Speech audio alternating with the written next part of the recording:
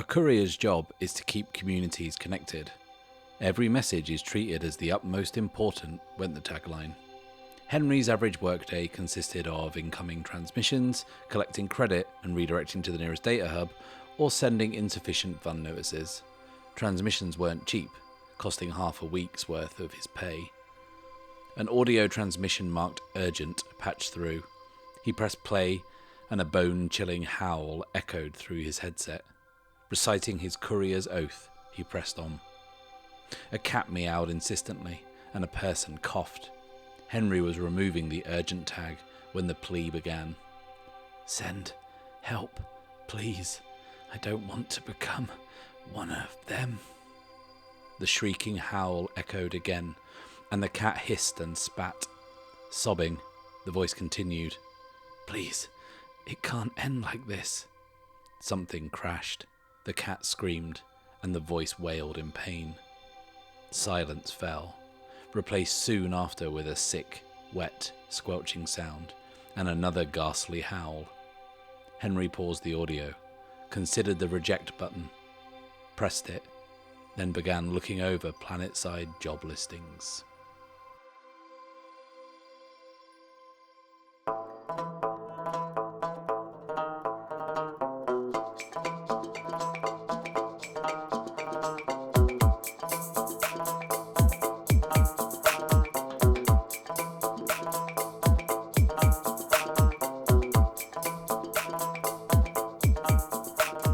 Hello, and welcome to The Bad Spot, an actual play podcast in which I, Matt Risby, and I alone am playing through Ironsworn Starforged.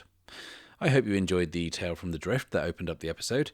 That was a community submission from Sketchy. And I want to extend my heartfelt thanks to them for writing such a cool little piece of flash fiction spawned from nothing more than a few prompts. If you want to write something for me to read at the start of a future episode, then these are the parameters. Tales from the Drift are 200 words or less and use prompts from 3 rolls on any oracles you like. If you want to roll some dice and write something inspired by the results, then get in touch via the details on screen now. And one last bit of housekeeping, and that is a plug for a really, really great Kickstarter that is currently running for the Traveller's Ironsworn. The Traveller's Ironsworn is an incredible little companion/reference guide for playing Ironsworn that helps you keep track of your games and is incredibly sleek and easy to use. And in addition to being an amazing reference tool and organizer, it also looks absolutely beautiful. I mean, have a look at this and then contrast it to my setup here, which, and I won't mince my words here, this is a fucking disgrace. Just look at and take in the chaos. This campaign has smashed its funding goal. It's already funded. I think it actually passed the goal on day one. And it's now burning towards and through some really sweet stretch goals. So there's a few days left. If you want to jump on and back it, and I heartily recommend you do, then you can find the link in the description below. And whilst you're down there, why don't you leave a like, subscribe, and click the little bell icon so you can follow along with our campaign every step of the way. Last week, Archer and Luna explored the mysterious derelict Prospector, having been brought aboard by a strange, supernatural energy. They find the antique ship abandoned and mostly destroyed, with just fragments remaining to tell the ship's sad story. They both try to shake off inexplicable visions of spectral phenomena before finally arriving at the ship's bridge to find the skeletal remains of the crew and a somehow still functioning tractor beam station. Before they can shut it down, the remains of the crew reanimate, forcing Archer and Luna to fight their way out and destroy the controls to the tractor beam for good. After leaving the ship, Archer continues to have unexplained visions, and in a private moment with Luna, he states he feels somehow connected to a strange cosmic energy since activating the Iron Gate back on Paxton Hold. Luna is concerned for her shipmate, and even more so when she glimpses a brief, mystic glow in Archer's eyes. So, that was one hell of a diversion last week from the main story. And even though I explained in the intro that I wanted it to be a kind of creepy Halloween kind of fun episode, I was kind of thinking it would be more spooky, more kind of atmospheric, which is kind of like how I prefer my horror. Like, personally, I like vibes, not kind of jump scares and stuff like that. I like a lot of psychological shenanigans. That's how I like it. When there's kind of characters like jumping in the shadows and kind of paranoia and all that kind of stuff. And I felt like the derelict wreck of the Prospector was a perfect playground in which to kind of play out some of those horror fantasies. But in the final scene, Archer kicked the head off a zombie spaceman. So it kind of got a bit slapstick, a bit kind of Evil Dead at the end. But I mean, that's no bad thing. That's no bad thing. It's just not where I intended it to go. But, you know, if you're going to learn any lesson from playing Ironsworn, it's never intend for anything to go anywhere, because you'll end up kicking the head off a zombie spaceman. So, what are we doing? Okay, so we are heading to Concord, aren't we? That's what we're doing. That whole episode-long delve of the haunted prospector ship was the result of a miss a couple of episodes ago. Actually, was it a weak hit? Was it a miss? No, it was a miss, because it says here that on a miss, it says, you are waylaid by a significant threat and must pay the price. If you overcome the obstacle, you may push on safely to your destination. So, yeah, this is us. The start of this episode is us pushing on safely to our destination. So what's been happening on this last jump? We said this was the last jump that we'd have to make to get to Concord. And I think that we're going to be dealing with the kind of fallout from the delve of the Prospector and the conversation between Luna and Archer in the corridor. I think Luna is questioning herself over her last interaction with Archer. Her experiences on the Prospector have kind of like twisted her brain a bit, and she's kind of not quite sure what to make of everything.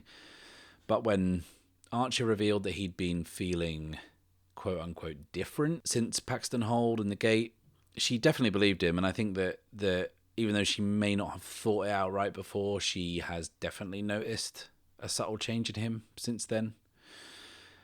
And she's been wondering in this kind of last few hours what he meant when he said that he felt connected.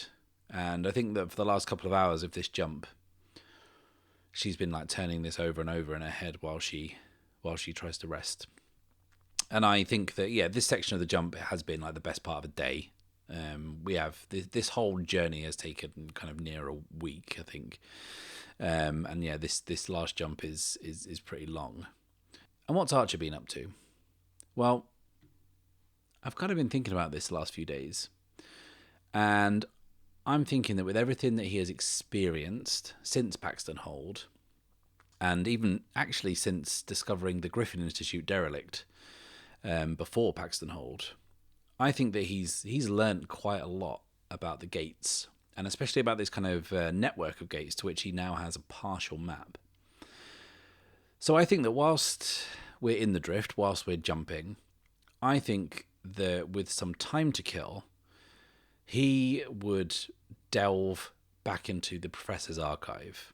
And I think that even though he's been over this stuff many, many times before, many times in the years since the Professor disappeared, I think that after the events of the past week or so, he probably has somewhat of a fresh perspective on things. And I think that whilst we're in this jump, he's not going to rest. He's not going to recover.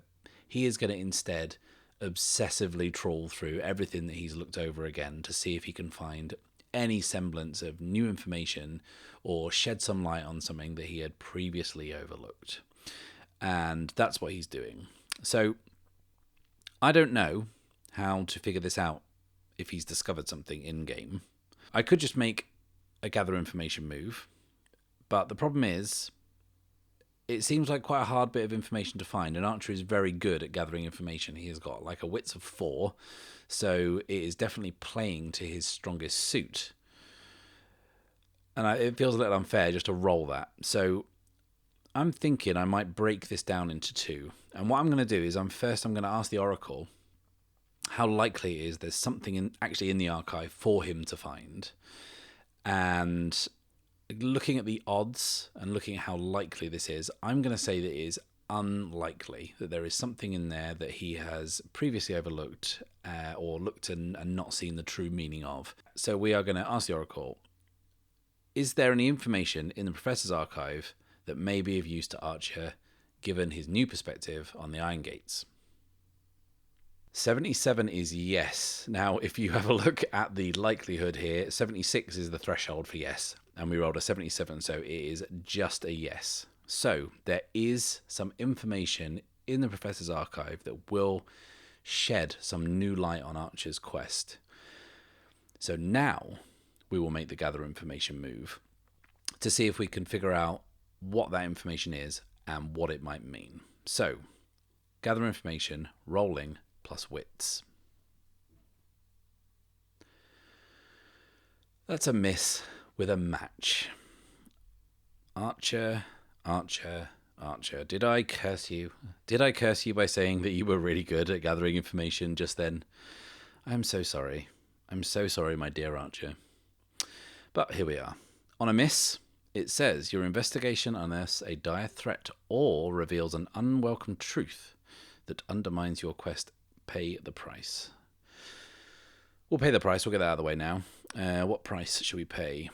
Well, it makes sense to me, at least, to straight up just take a hit to the spirit. I think that if Archer has shut himself away and he's kind of been obsessively poring over the archive away from the others and kind of not taking the time to rest or recover, he's really burning himself out. And I think that, and as he's also listening to the Professor's voice notes and he's kind of very much reliving that pain again, I think it makes perfect sense to take a bump to the spirit. So we are going to nudge that down from 4 to 3.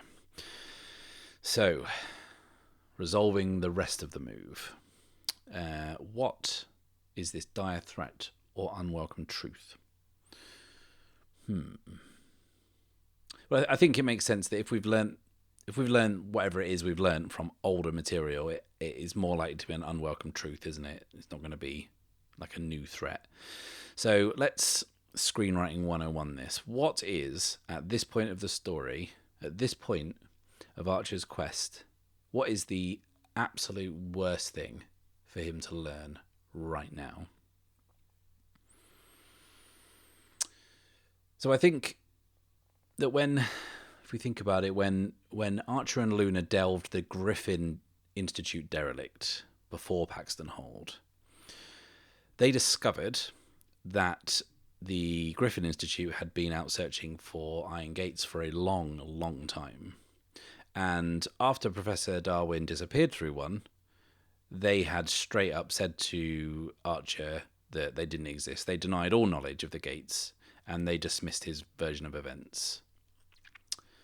So, what if deep in this archive, in let's say a transmission that Archer had previously not even looked at, what if he found correspondence that reveals that the Institute not only knew about the gates the whole time, but in this communication, in this transmission, they specifically instruct Professor Darwin to not only activate a gate, but to also use it.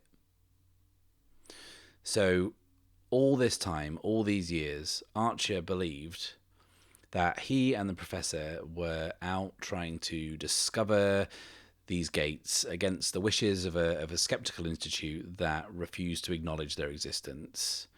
It was kind of like Archer and Professor out there on their own, them against the world.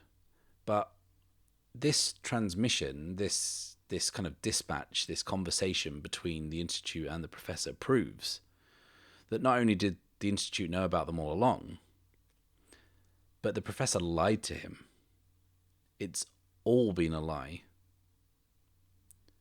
And I think that is some pretty heavy shit for Archer to take right now. And I think this has completely rocked Archer. It has kind of like turned his like world upside down. He kind of idolized the Professor, and I think he still does. He doesn't think that like she's evil or anything, or that like, you know, she had some like huge agenda against him and it was all part of some secret plan. But why did she lie to him? She has been keeping information from him. She hasn't been truthful, and there has to be a reason.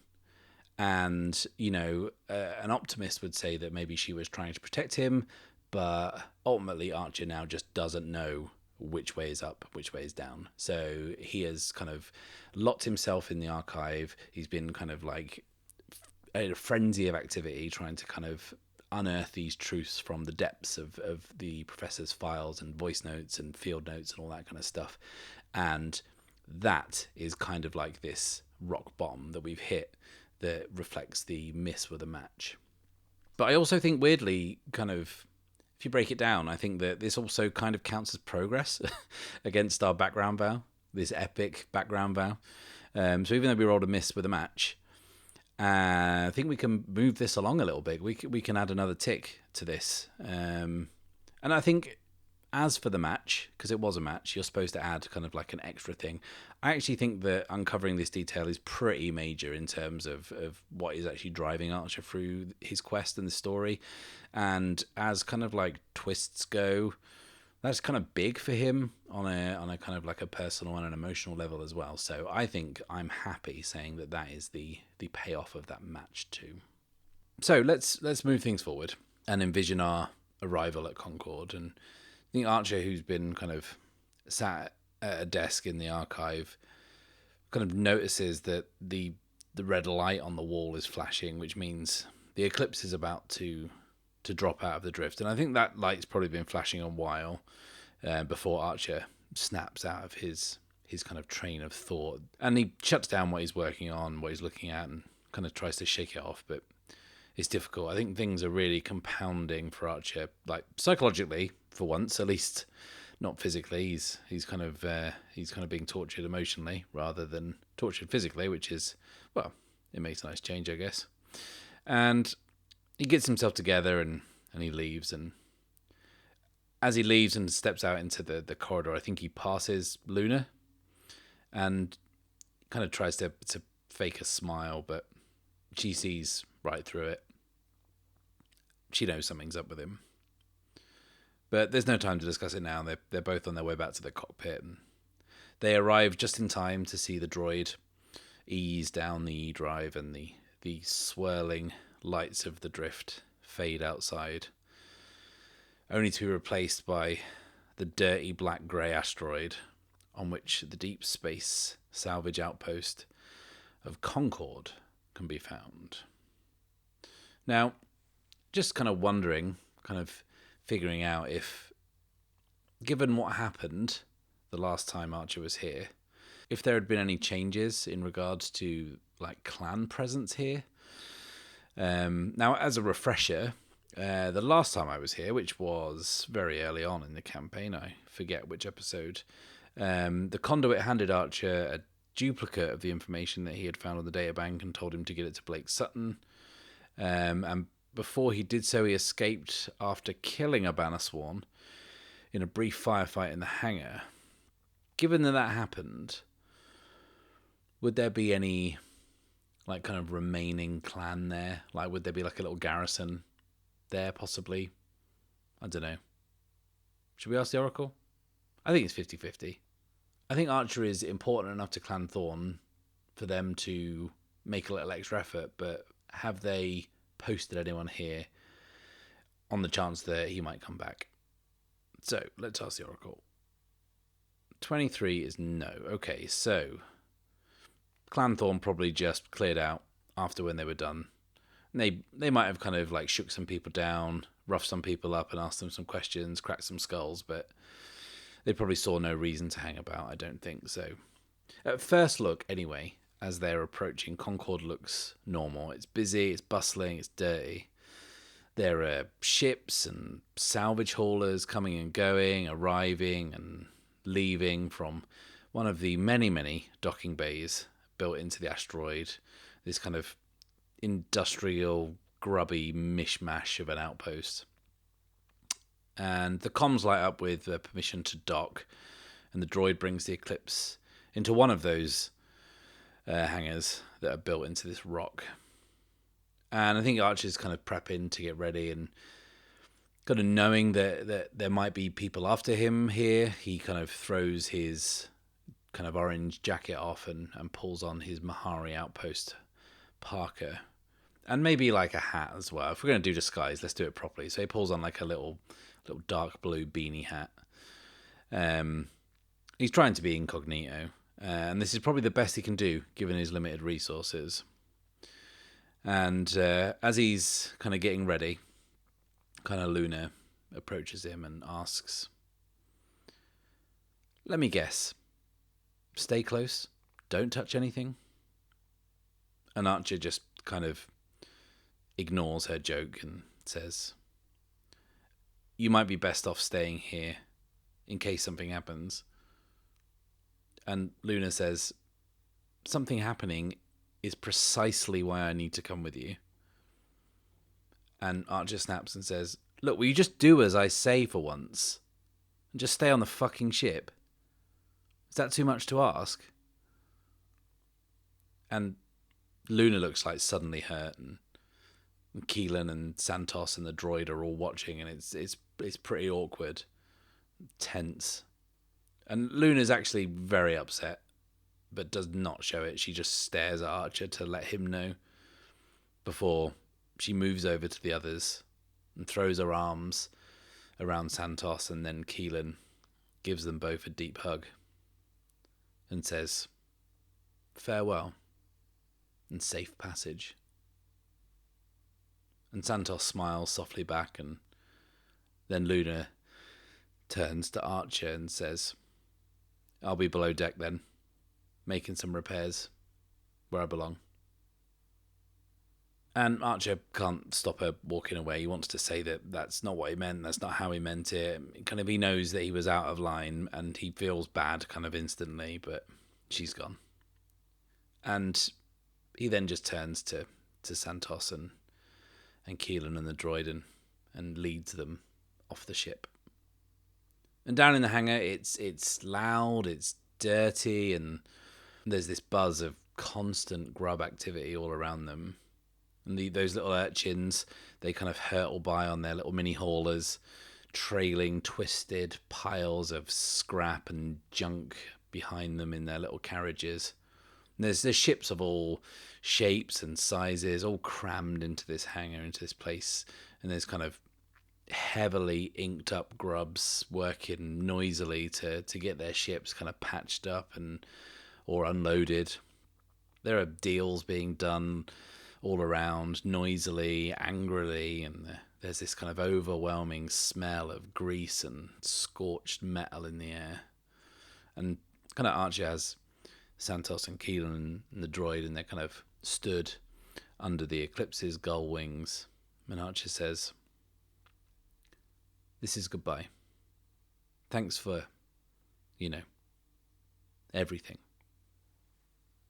And Keelan says, "I hope you find what you're looking for, Archer Barlow."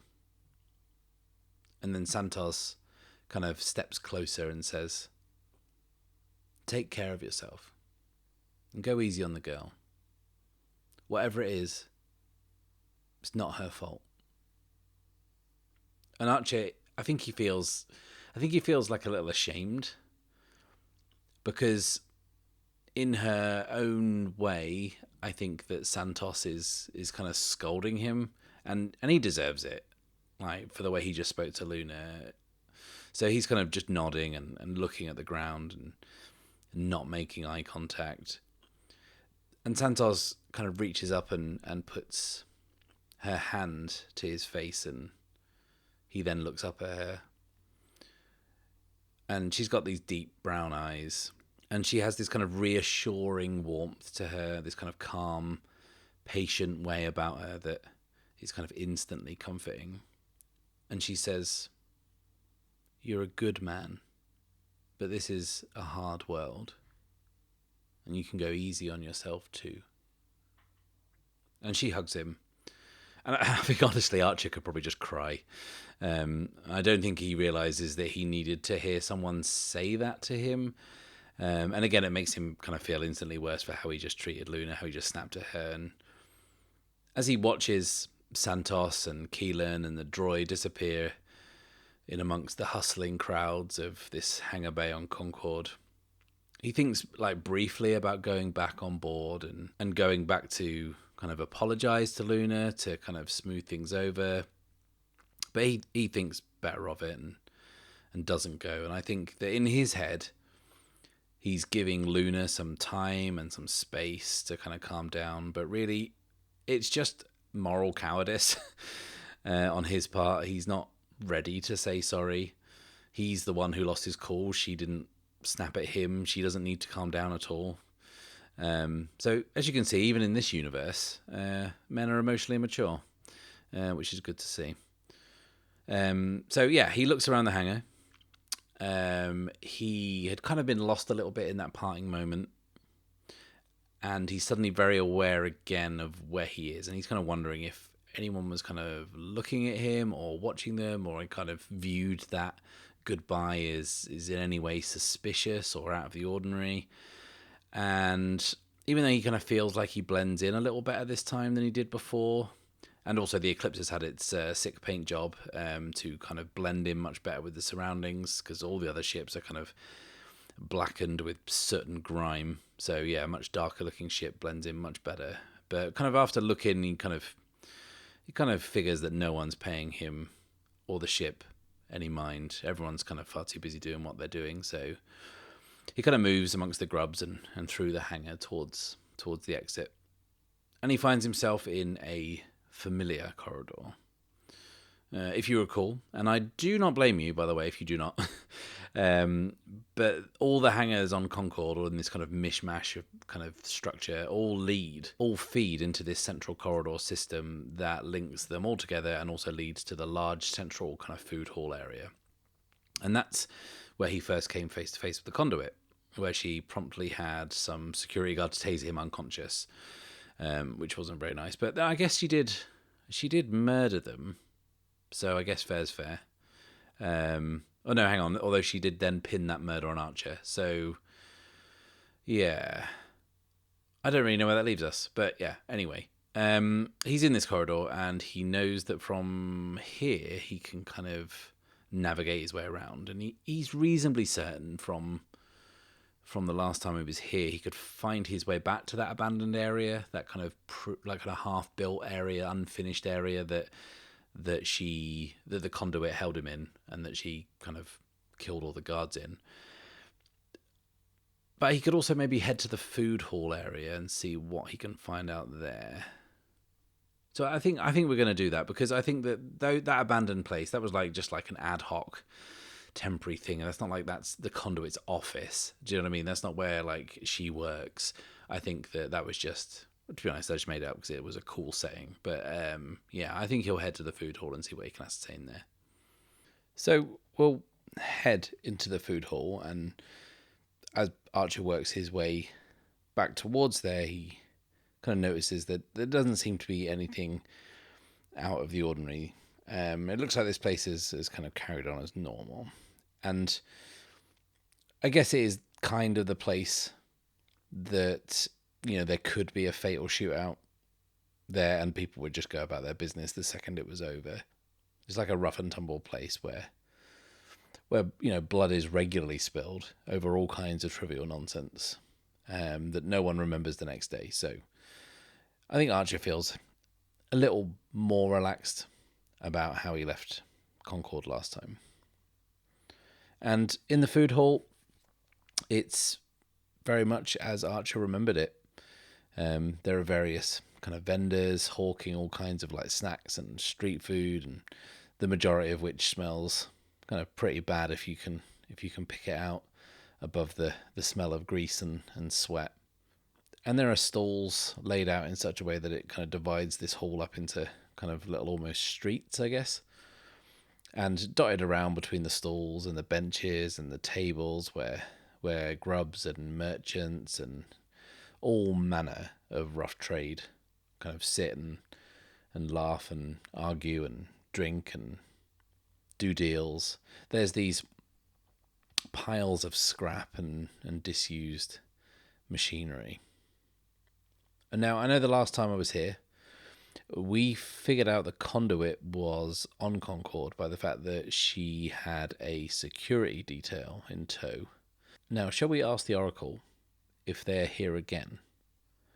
Now, obviously not the exact same security detail because she murdered them all, but can we ask to see if there is any kind of security at all, any guards or anything? So I think it's fairly likely, but we'll say 50-50. 7 is no. So I think what Archer is going to do then, is going to assume that the conduit is not here. Now, assumptions are dangerous things, I know. But I think, call it a hunch or call it whatever you want. He has just got this gut feeling that she's not here. So, shall we see if we can find out any information about where she might be? We're in a large room of people who all like to talk, who all might know a thing or two. So should we gather information? Should we see what we can glean from this room? Is it too much or too soon to gather information after I bigged Archer up about how good he was at it and then instantly failed? I think we have to do it, don't we? I think that's the only way we're gonna find out what's what, is if we gather information. So we are searching for clues and asking questions, most likely. We'll figure out the specifics after we roll. So, rolling up, gather information, plus wits. A weak hit. So we discover something helpful. It provides new insight, but also complicates your quest. Envision what you discover and take +1 momentum. So we'll do that bit now. So yes, momentum is up to the giddy heights of 5 again. We're really riding high on that momentum, aren't we? So what should we discover? And how shall it complicate our quest? So, if we say that the assumption that Archer has made, that the conduit is not here, is correct, then I guess we're going to have to find out where she is. And that is what's going to complicate our quest. So, I think I have an idea. I think I have something. So, now I don't blame you if you don't remember, but back in what I'm going to say was episode 7, so 15 or so episodes ago, we were on the moon of Rust, and we were procuring the services of what are known in our universe as astrolabes. And they are these kind of wandering merchants who trade navigational data. You plug your navigation unit into their machine and you trade locations or information about passages that they don't have for information that you don't have. It's crowdsourced, so it's therefore often unreliable, but it's generally the kind of most cost-efficient way, is the polite way of saying it, to get navigational data. And I think that as Archer is kind of wandering around, he's kind of like moving between the vendors, between the stalls, kind of trying to case the room, kind of survey the scene, looking for a potential inn at a table, or looking to see if there's someone he might be able to talk to. I think he passes an astrolabe, kind of wedged between these two food stands. And it's very basic, and it's kind of way more basic than even the one on Rust. Where that one was a kind of console operated by the astrolabe himself. This is a small kind of laptop-sized machine sat on a stack of empty crates. And the astrolabe operating it is a kid. Basically just one of those grubby-faced little urchins from the hangar who has kind of graduated up the ladder to doing this rather than that. And the kid is a girl in her like early mid-teens maybe, although she looks a lot younger.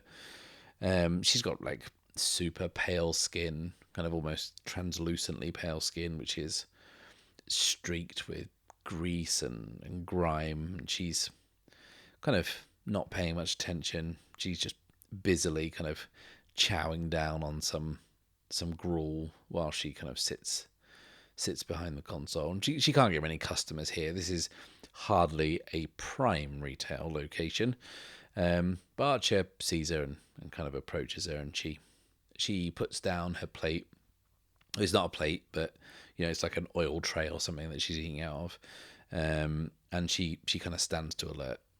And she is deaf, so she signs for him to plug in And Archer signs back, asking her if she's got any good data. She signs, of course, and kind of smiles. And Archer feels dumb for asking a stupid question. But he reaches into his satchel and kind of pulls out his navigation drive. And as he plugs it in, and the details of what's in his drive starts to appear on her screen, she reads over it, and her eyes light up. Now, Archer has been to the furthest reaches of the Corvus breach recently, so there is some pretty amazing data on this thing. And the astrolabe signs to him, saying she hasn't got anything worth his while, but she would pay handsomely for what is on that drive. And that's when Archer realizes this is going nowhere, that she doesn't have anything worthwhile to pay him. She's got nothing on her console that will kind of fill out his data any better. And this was, at best, a flight of fancy. So he kind of pulls the lead free, and the screen goes blank in front of the astrolabe, and Archer signs that he's sorry. And she gives him the finger and kind of spins her screen back out to kind of face outwards before kind of angrily returning to her gruel. And Archer is about to turn away, and he's about to leave when something flashes up on the screen. Now, remember how these screens kind of served a dual purpose? They're kind of like advertising boards. That's how he learned about Blake Sutton being a wanted fugitive whilst he was on Rust using the astrolabe last time. Well, now there's a new image on the screen, and he is looking at another face. And it's a face he recognizes. It's the face of the Conduit. And it's not a wanted poster. It's not a bounty notice or anything like that. It's quite different. In the picture, the Conduit looks resigned.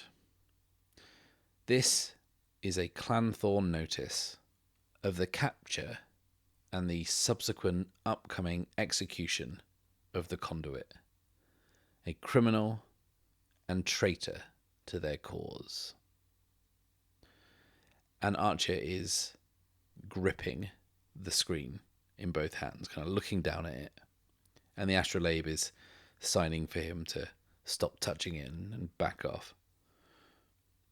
But Archer signs back, kind of pointing at the screen, asking if she knows where the Conduit is being held. And that's when the kid kind of smiles cockily and signs back to Archer, asking what it's worth to him. And Archer's annoyed that he's about to turn over a fair amount of valuable information. So he plugs his drive back into her console. And the kid essentially shakes Archer down bit of data by bit of data by bit of data until she's got the entire drive, before she unplugs and signs back to him a word that he doesn't quite catch. And he asks her to repeat, and she does it again and kind of doesn't get it. So she types it, and it appears on the screen. And it's one word. It says, sepulchre. And Archer knows that name. And you should too. Because remember the settlement that we rolled up in session 0? The one up here. The one that orbits the ice planet of Varnholm. When we rolled up that settlement, we rolled up that it was governed by an absolute authority. And a good reason for that is because that sepulchre is a prison. And that is where the Conduit is being held. And it's in that very moment, that exact moment, that Archer realizes that he's going to have to break her out.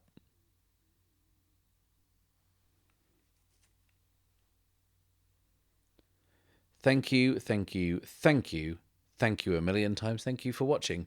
Please like this video, subscribe if you have not done so already, and click the little bell icon so you can be notified when the next episode drops. I'll be back next week, but until then, it's farewell and safe passage.